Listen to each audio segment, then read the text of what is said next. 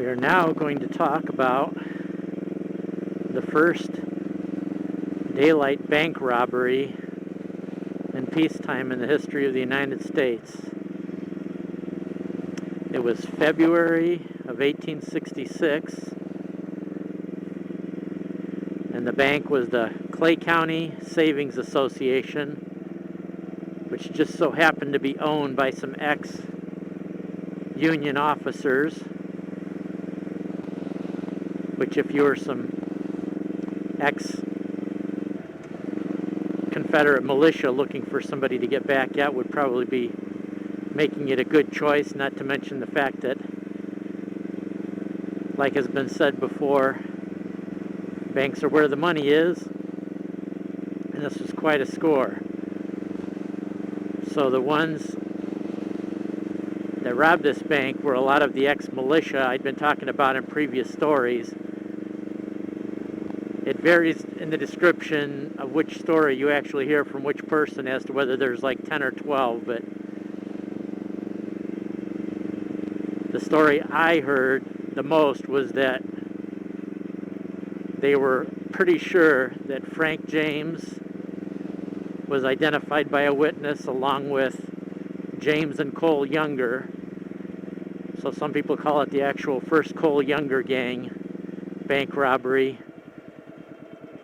And then 9 other people that they couldn't really positively identify. So my best guess, even though there's some dispute on this story, would be that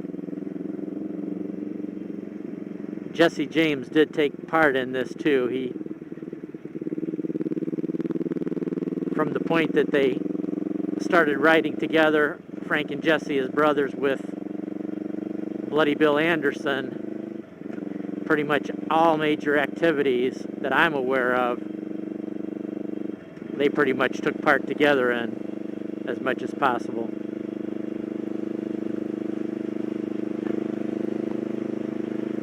So they, the 12 of them hit this bank in Liberty, Missouri, which also happens to be the same town that William Jewell College is in, which Frank and Jesse's father founded, and that's going to be significant in the story too. They robbed the bank and got away with $60,000 in cash money, which was, as far as the amount too, I think was one of the most huge bank robberies ever to take place up to that time.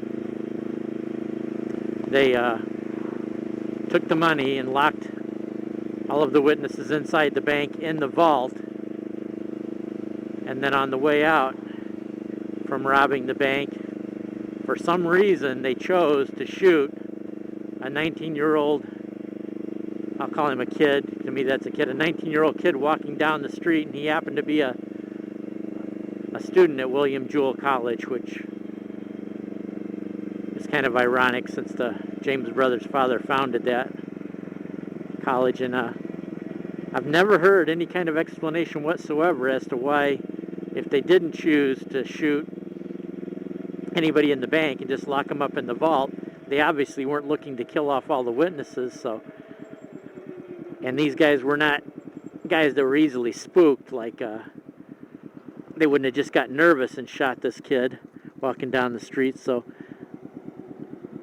they were trained militia that had worked together before. So my only guess would be that when they were leaving the bank, he could have possibly made some kind of move to where they thought maybe he was going for a weapon or something like that, as best as I could see, or as best as I could maybe make a supposition about it.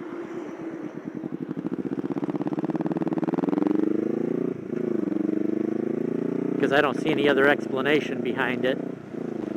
And the second bank robbery I'm going to talk about in the next series, not at this time, I'm going to leave you hanging, kind of like one of those movie serials where you got to tune into the next chapter, but I'm going to jump a few years ahead, and I'm going to tell you about the bank robbery that Frank and Jesse pulled off themselves, which I wouldn't really say pulling it off, because to me,